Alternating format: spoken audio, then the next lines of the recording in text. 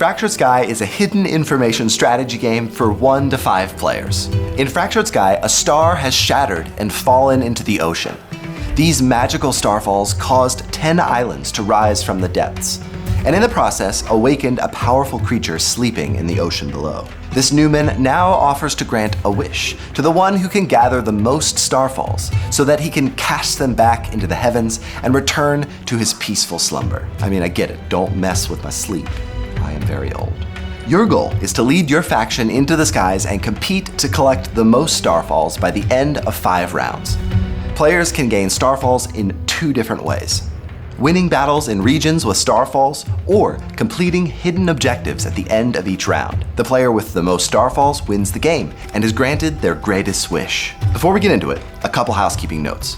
First, we're using the deluxe edition for this video, but it should be fairly straightforward regardless of the version you have. Second, 1 and 2 player rules won't be covered here, but you should be in good hands with the rulebook.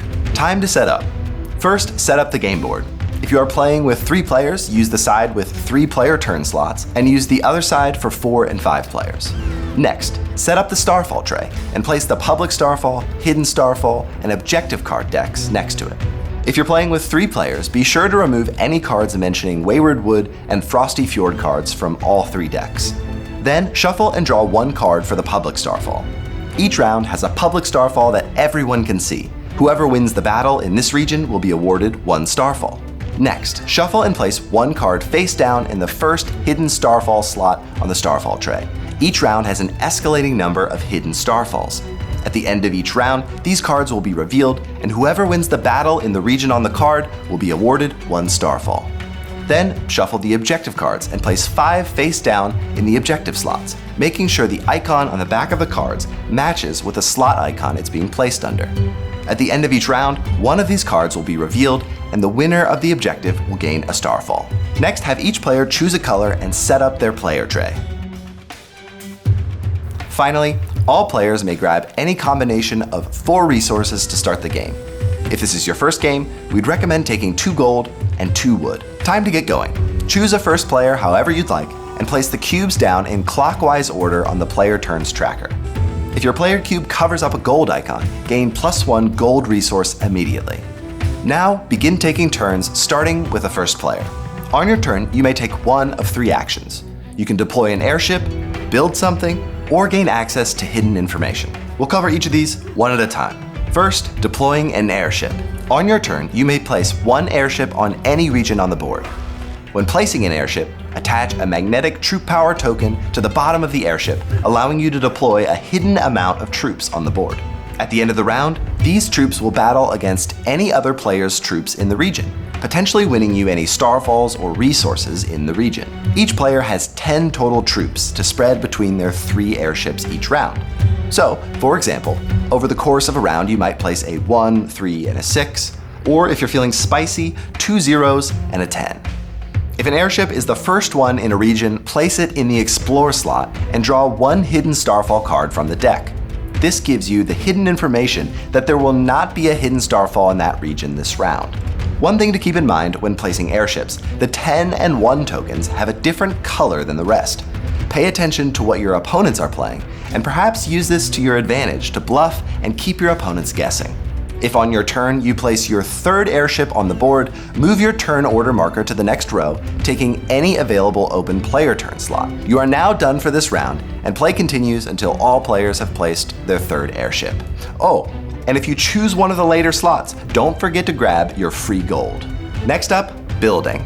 On your turn, you can spend resources to build fortresses, markets, and skimmers. You'll find the prices and descriptions of each on your player trays and helper cards. Skimmers are placed directly on regions, while fortresses and markets are built on floating platforms, which are connected to regions via bridge systems. These platforms connect to varying numbers of regions, so some spots are definitely better than others. Pro tip, grab the ones with the 4 connections first for maximum building efficiency. Fortresses cost 3 iron and boost your troop power in adjacent regions by 1. However, in order for your fortresses to affect a region, you must have one of your airships there. So for example, I placed a 3 in Frosty Fjord, and I have 2 fortresses connected to that region, giving me 5 total troop power in Frosty Fjord. Markets cost 2 wood and 1 gold, and give 1 extra resource in adjacent regions. Once again, in order for your market to work, you must have an airship in the region. So, for example, I placed a 6 in Creepy Cove, and I have 1 market connected to this region. At the end of the round, I'll get to gain an extra iron or a gold. If I had 2 markets there, I'd get to choose 2. Heads up though, markets do not give an extra resource if your airship troop power equals 0 in the region, but they would if it became a 1 or greater due to a nearby fortress. Last building, Skimmers.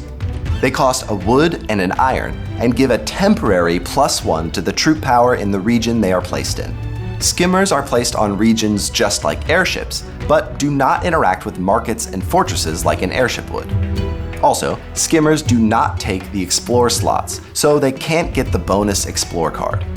Lastly, unlike markets and fortresses, Skimmers are removed from the board at the end of each round. And the last thing you could do on your turn, gaining access to hidden information. There are 2 ways you can do this, each listed on your helper cards along with their resource cost. First, you may pay 2 gold to scout a hidden starfall. After you pay the gold, draw 1 of the face down cards and look at it, returning it to the starfall tray face down in the same slot. At the end of the round, a starfall will appear at this location, so this is great information to have. When you scout a hidden starfall, place 1 of your player tokens on the space above the card. During the scout action, you may choose to take a resource from the region that was on the card. If you do, place your token above the resource you took. It feels awesome to have this hidden information, but watch out. Some other players may choose to scout the same hidden starfall as you.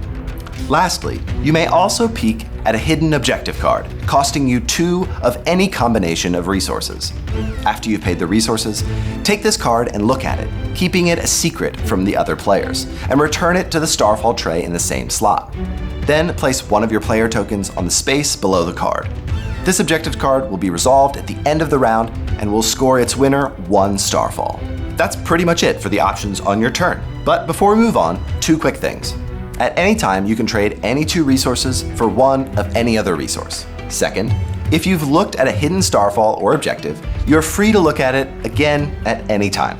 This isn't a memory game. Once all players have placed their 3rd airship, the round is over. To conclude the round, first flip the leftmost hidden objective card.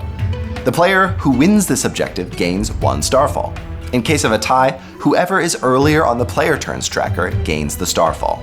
Next, reveal the hidden starfall cards and place starfall tokens on those regions on the board, as well as the public starfall card. Now it's time to see what's in those airships and resolve the battles in each region. Moving from left to right on the board, each region is resolved 1 at a time, with players comparing their troop power in the region and taking their rewards. Remember to add any fortresses and skimmers to your troop power. The player with the most troop power in the region gains the starfall. The player in 2nd place gets both resources, and the 3rd place player chooses 1 of the available resources. All other players on the region are not rewarded. If no starfall is present, the player with the most troop power gains both resources, and the 2nd place player gets to choose 1 of the available resources.